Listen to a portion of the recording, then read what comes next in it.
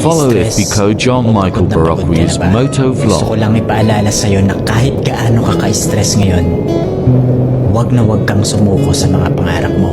Kailangan mong tandaan parati na magtiwala ka sa progress na nangyayari sa buhay mo. Kahit alam ko na minsan sobrang hirap at sobrang nakakapagod na din talaga.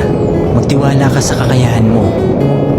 Ang dami mo nang nalagpasan na mga malalaking problema dati. Ngayon ka pa ba susuko? Patuloy ka lang na lumaban.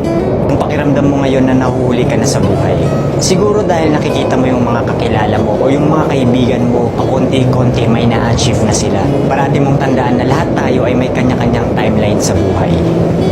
Hindi ka nahuhuli at hindi ka rin naman nauuna.